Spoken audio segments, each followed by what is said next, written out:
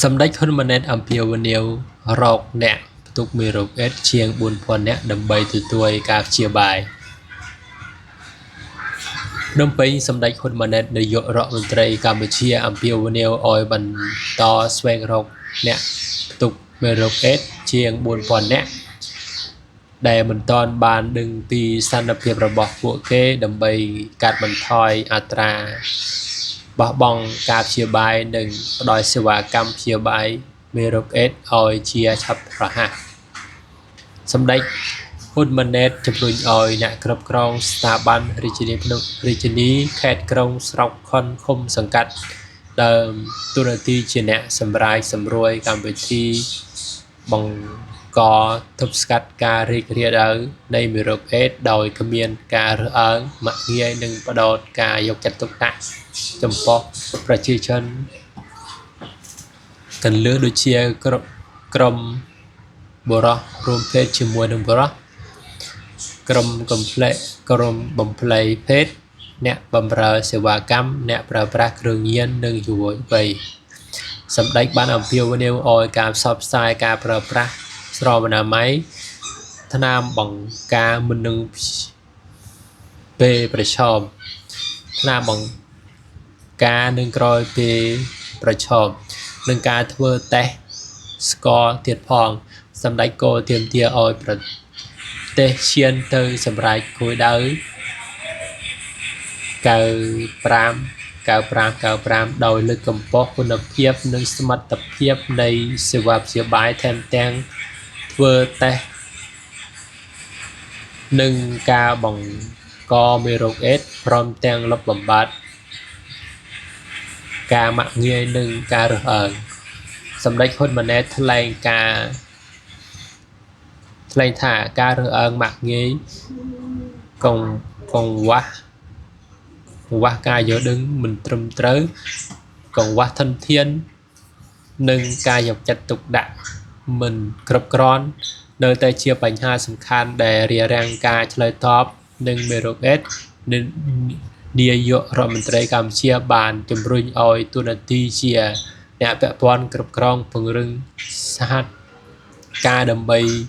ឲ្យការឆ្លើយតបឲ្យបានរឹងមាំនិងមានប្រសិទ្ធភាពមេរោគអេដស៍នៅជាបញ្ហាសុខភាពសាធារណៈដែលប៉ះពាល់ដល់សង្គមនិងសេដ្ឋកិច្ចការសម្រេចគោលដៅអភិវឌ្ឍប្រកបដោយ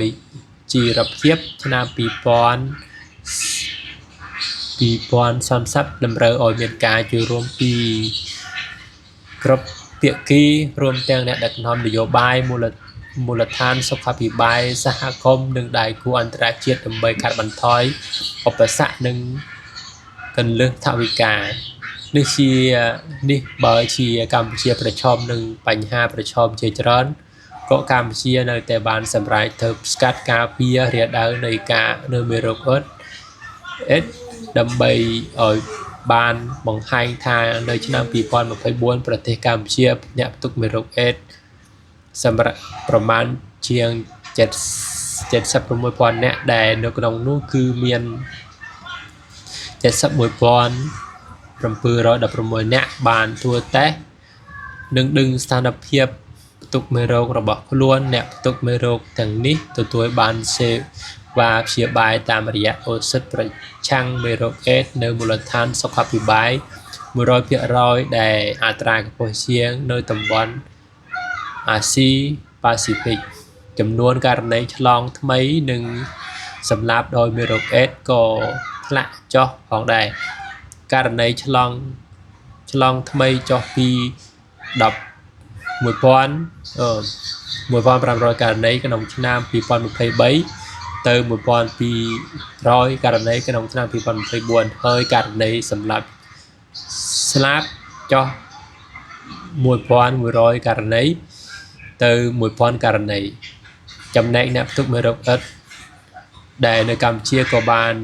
រួមចំណែកក្នុងកម្មវិធីការពារសង្គមផងដែរចាប់ពីត្រីមាសទី1ឆ្នាំ2022រហូតដល់ខែកញ្ញាឆ្នាំ2025អ្នកផ្ទុកមេរោគអេដស៍ចំនួន52,821 នាក់ទទួលបានមូលនិធិ សំថនសុខភិបាលស្មើនឹង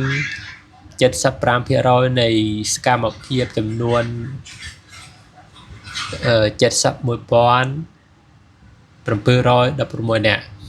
គួរជ្រាបផងដែរថាទិវាពិភពលោកចិត្តសាស្ត្រនិងជំងឺអឺតថ្ងៃទី1 ខែធ្នូឆ្នាំ2025ត្រូវបានរៀបចំក្រោមប្រធានបទយកឈ្នះការរំខានបដិវត្តកម្មឆ្លើយតបនឹងជំងឺមេរោគអេដស៍